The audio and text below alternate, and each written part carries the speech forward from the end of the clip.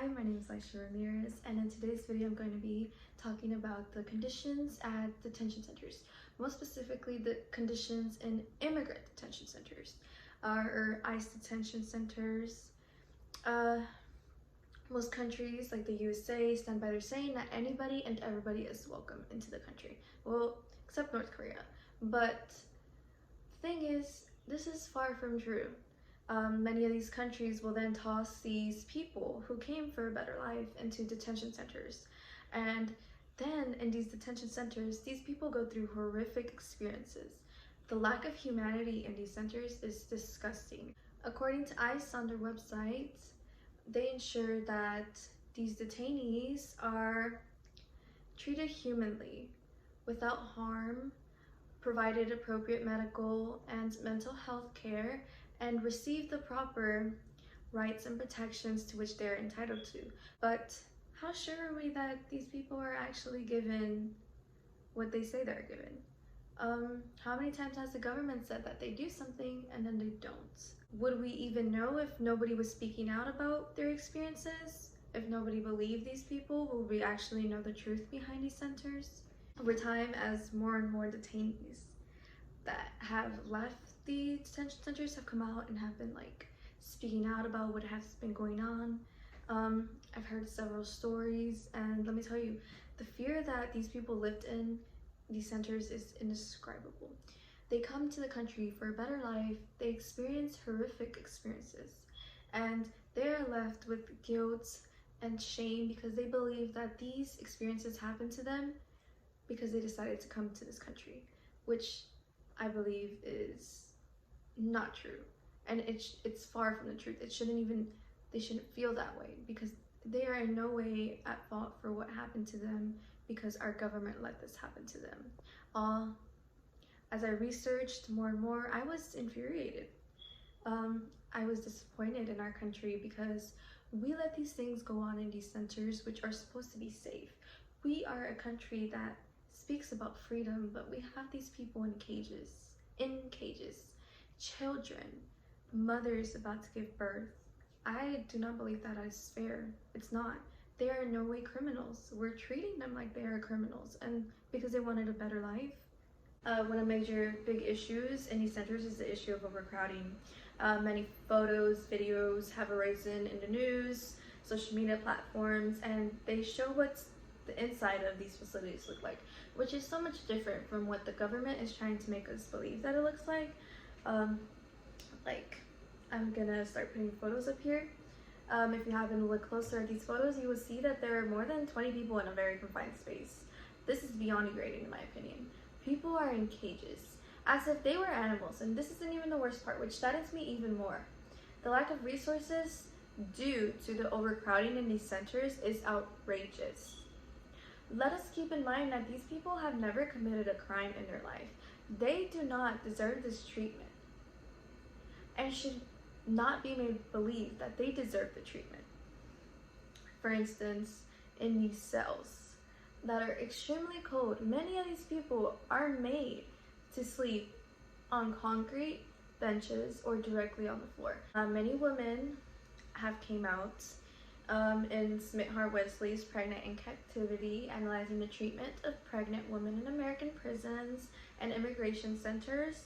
Many women came forward and saying that while on their period, none of them are given sanitary pads. I think that is just why. I question it because as a woman myself, when I am on my period, I want to have pads on me or even a tampon, because to just bleed on yourself is disgusting. Why do they let people go through this? Not only that, but many more came forward saying that they would frequently go without showering, them and their children.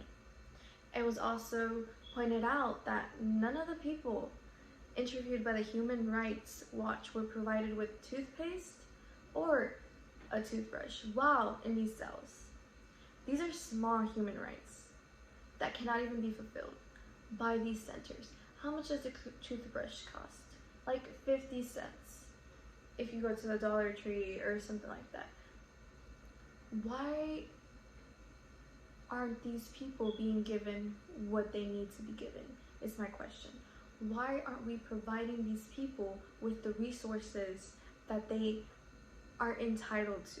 If I said that they ensure that these people are in perfect condition, or are provided with the perfect conditions in which they aren't harmed, but they are treated respectfully, then why don't these people have the chance to shower, to brush their teeth, to have actual beds or mats to sleep on? Why are we having people in cages sleeping on the floor, is my question. Kids, pregnant women, why? Another topic that I will be going into is the fact that a lot of sexual harassment and rape goes on in these detention centers, and it is unheard of because our government doesn't want people to know that they allow this to happen. A story that caught my eyes was the one from Aldemio Orozco Ramirez, from whence Elliot jailed, raped, deported, and robbed. He, like many others, was stopped for no reason by a cop, then detained with his family watching from inside of the car because he had no papers. From there, he was transferred into a detainment center, to which he was left to be raped. He recounts what happened that night. Someone was on top of him. He felt the painful sensation of being anally penetrated. He attempted to look over his shoulder at his assailants, catching only a brief glimpse of shadowy figures standing around the bunk before somebody forced his face back into his pillow. He was asphyxiating and thought he would die. He suffocated and passed out without ever managing to scream. Under the hands of our government, Aldemio was raped. No guard or superior inside this facility did anything about this issue as well. Where was the supervision to ensure this safety? Like Aldemio, Emma, another one of the people in detainment, opens up about the sexual misconduct she has to go through every day. From Fernandez Valeria's trans woman in ICE custody, already suffered sexual harassment and abuse, then came COVID-19. She says she would receive inappropriate and unsolicited letters from other male detainees, and that guards would often laugh when she told them about these letters. This is just one of the many people with stories who deal with rape and sexual harassment in these places that are meant to be safe. To add on, sexual conduct isn't even always happening from detainee to detainee. In many situations, it has been people who are in charge of supervising the facilities that also participate in these disgusting acts. It is infuriating that our government allows for these atrocities to happen under their management. Not only are they stripped from their freedom, but these people are also stripped from the last drop of power that they had over themselves, over their body. I think that going through all these things just make them lose hope. With healthcare being one of the most important factors in our lives right now, especially with the epidemic going around, you expect that these detention centers at least have like a very good personal team or really good supplies so that they can take care of these people, but they don't, which I'm not even surprised about because of all the other things that I've heard. Due to the fact that they are also placed in small cells with a large amount of people in them, it is so easy for these detainees to spread diseases and illnesses to each other. Juarez, a former detainee, spoke out about these conditions in Young Madeline's What is Happening at Migrant Detention Centers. Here's what to know. She speaks about her experience. Her daughter, who was a 19-month-old at the time, had developed a cough, fever, and extreme diarrhea, also vomiting. She says, I begged them to do deeper exams, but they sent us back to their room. Because as a mother, your instinct is to fight for your daughter.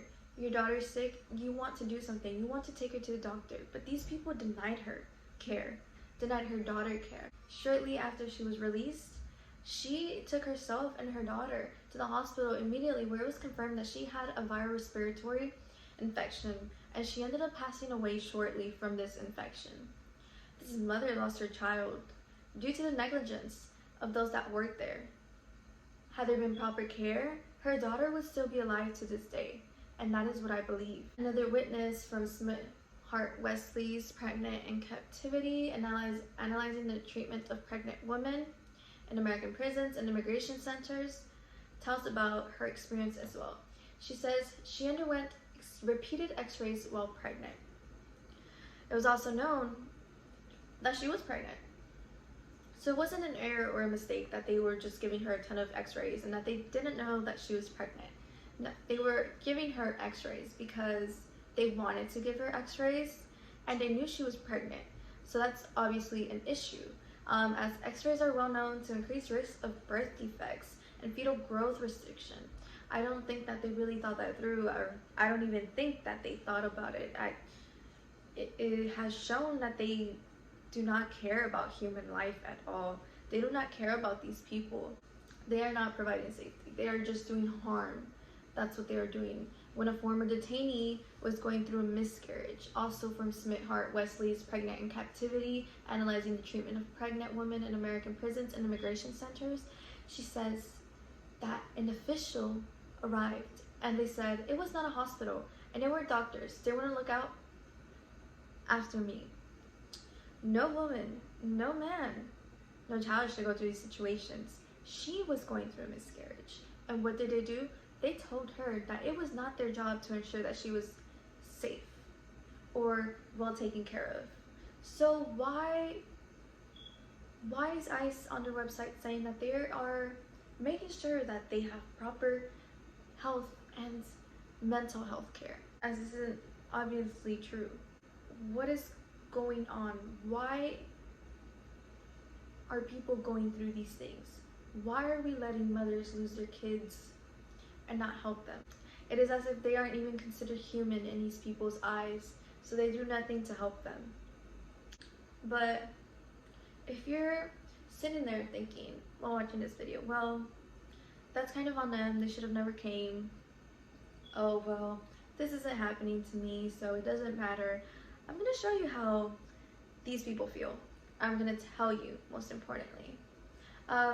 In a detention center in Australia, which it isn't here, but because it's hard to find stories that the government won't cover up.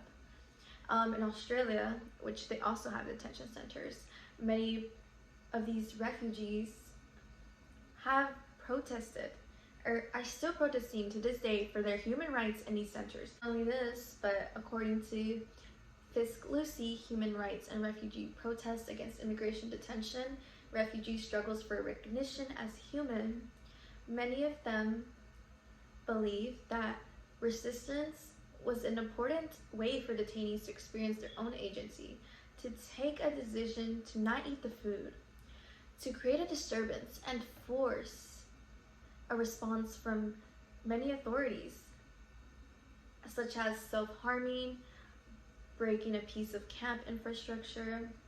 Many found that self-harming was a way to get the attention from the officers that are supposed to be watching them, or their authorities, because other than that, they get no attention. One says, the only power I have is to just slash my wrist and see what's going to happen after it. Will it cause attention or will it not? You know, you'll hope for a change. Another detainee, Imad, put it as, I'm not a perfectionist. I'm not calling for 100%. I need the minimum when someone treats me as a human, not like an object inside a detention center. These conditions are obviously so horrific, and these people don't even feel like they're human anymore. They just feel like they're in a bad dream that they won't wake up from, and that they're not the same species as other people because they are allowed to go through these horrific things. You may not understand why they choose to fight back in this way or cope with these situations in this way, but that is because you are not in their position. In the eyes of our government, they are seen as not even dogs, not animals. They are seen as something worse, who need to be contained. These people have no real weight to fight because nobody speaks out against this. Or if they speak out, our government chooses to silence these people. Nobody can say anything without our government getting mad and upset because they are saying these things. You may choose to turn a blind eye, but this is important and you need to start speaking out against this, because these could be your families, and you may think, well, I'm legal, but what's next? There will come a time when you're the person in this situation and you're not gonna like it. These centers should cease to exist, in my opinion, at once, and should not keep torturing people. And that is the end of today's video. I hope you guys enjoyed it, and I hope that after this you guys go and research more, because I didn't get to touch all the topics or go very in depth. I only scratched the outside surface of these topics, and I think that more people should research into this. They should get to know this, because this is really important.